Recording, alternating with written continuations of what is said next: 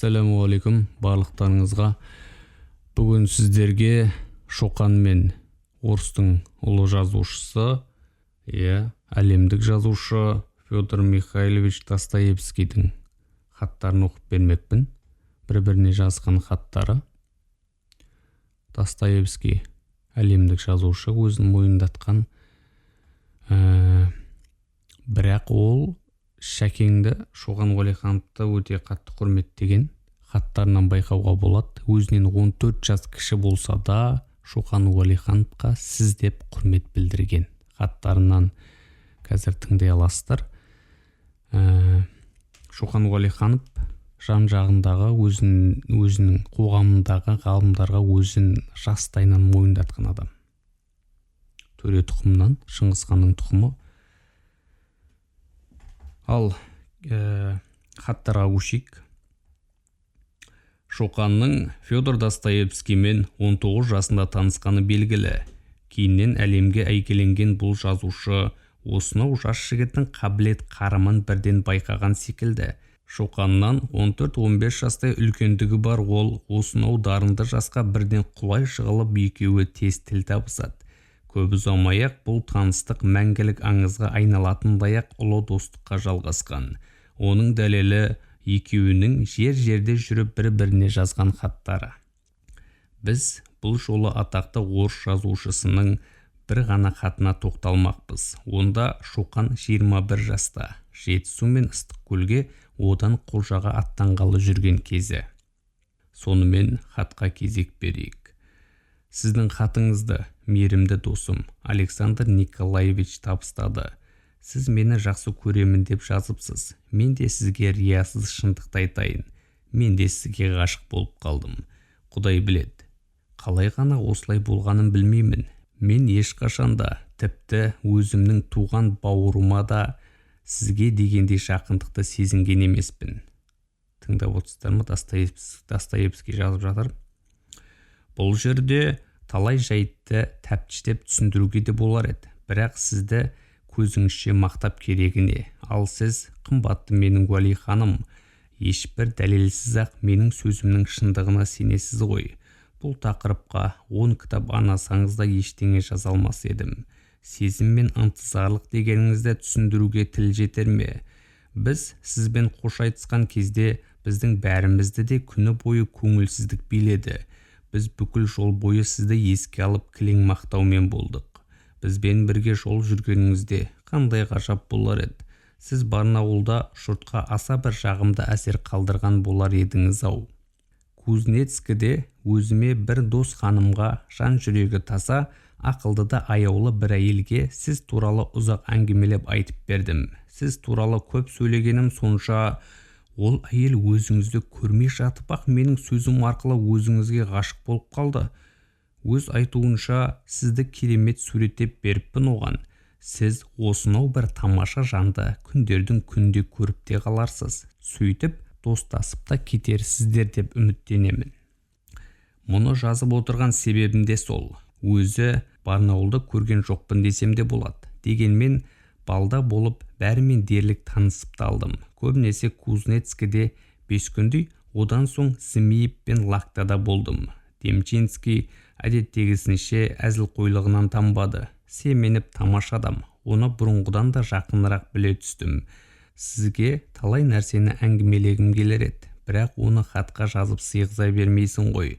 Алайда күндердің күнде әлденені біліп жатсаңыз, кенеттен жаным күйзелгенде, дәл қазіргідей жападан жалғыз қалған сәтімде сізге өз мақсаттарымды ашып айтпағаныма күйінемін. 2 жылдан бері әбден жүрегімді ауыртқан нәрселер бар. Сонда бақытты болар едім-ау. Досым, аяулы Шоқан, сізге жұмбақтап кеттім бе? Оны шешім деп әуре болмай-ақ қойыңыз. Бірақ маған табыс тілеңіз. Бәлкім таяу күндерде бәрін менің өзімнен-ақ біліп жатарсыз. Мүмкіндігінше бізге тезірек келіңіз. Ал сәуірде міндетті түрде жететін болыңыз. Баяғы беттен қайтпаңыз. Сізді керемет көргім келеді. Сіз омбыда көңілсіз деп жазыпсыз. Ендеше сіз Қызметімді не істесем екен деп кеңес сұрапсыз. Меніңше, істі доғармаңыз. Сізде материал көп, дала туралы мақала жазыңыз, оны бастырады. Есіңізде ме, біз ол туралы айтып едік қой. Ең дұрысы, өзіңіздің бұрынғы далалық тұрмыс туралы жазбаларыңыздай дүниелер жазсаңыз тамаша болар еді. Бұл әркімді елең еткізетін жаңалық болар еді. Сізге Омбыда да, Петерборда да жұрттың назары ауды. Сіздің қолыңыздағы материалдар географиялық қоғамды да қызықтырар еді. Бір сөзбен айтқанда, Омбыда да сізге басқаша қарай бастар еді. Онда сізге өзіңізге жол ашып беретін туыстарыңызды да селт еткізер едіңіз. Егер алдағы жазда далада болуды ұйғарсаңыз, көп күтіп қалуға тура келетін шығар. Алайда алдағы жылдың 1 қыркүйегінен бастап Ресейге 1 жылдық демалысқа сұрансаңыз жөн болар еді. 1 жылдай сонда болсаңыз, не істеу керек екенін біле түсер едіңіз. 1 жылға қаражат табылатын шығар. Шынын айтқанда, ақшаның көп қажеті де жоқ. Ең бастысы, белгілі есеппен және қолға алатын іске байсалды көзқараспен қарай білу керек. Сөйтіп, бұл жылы енді не қажет екенін болжап алар едіңіз. Сібірге оралған соң, өз туыстарыңызды өзіңізді 2 жылда Еуропаға саяхатқа аттануға кететіндей көздерін жеткізер едіңіз. Ал 8 жылдан кейін өз тағдырыңызды отаныңызға ең керек адам ретінде құрып алар едіңіз. Сіз өзіңіздің Еуропаша толыққанды білім алған тұңғыш қазақ екеніңізді естен шығармаңыз. Оған қосымша тағдырыңыз сізге ерекше жан мен жүрек сыйлап таңғажайып адам еткен. Кейін шегінуге болмайды. Табандылықпен алға ұмтылыңыз, тіпті керек болса қулыққа да барыңыз. Қымбатты Уәли ханым, өзіңіздің тағдырыңыз туралы менің утопиялық долбарларыма күле көрмеңіз. Сізді жақсы көретінім соншалықты, күні бойы өзіңіз бен сіздің тағдырыңыз туралы толғанумен боламын. Жаратқан иеміз сізге бақыт берсін. Сау болыңыз, қымбаттым. Өзіңізді құшып 10 рет сүюге рұқсат етіңіз. Мені ұмытпаңыз және жиі-жиі хат жазып тұрыңыз. Суриков маған ұнайды, мінезі тік екен, бірақ оны әзірге терең біле қоймаймын. Семенеппен Семейде кездесіп тұрмайсыздар ма? Онда біздің ортамыз тола түсіреді. Тіпті менің тағдырым да өзгеріп сала берер ме еді. Тек Тәңір жарылқасын деңіз. Сізге Демчинский сәлем айтып жатыр. Бұл хатты соның үйіндегі әдеттегі өзіміздің шай ішетін үстелде жазып отырмын. Қарсы алдымда Суриков та сізге хат жазып отыр. Демчинский әлдеқашан ұйықтап қалған. Тіпті қазір қорылдап жатыр. Қазір түнгі сағат 10. Өзім неге екенін білмеймін. Қатты шаршаппын. Сізге Семей туралы әлденелер жазғым келер еді.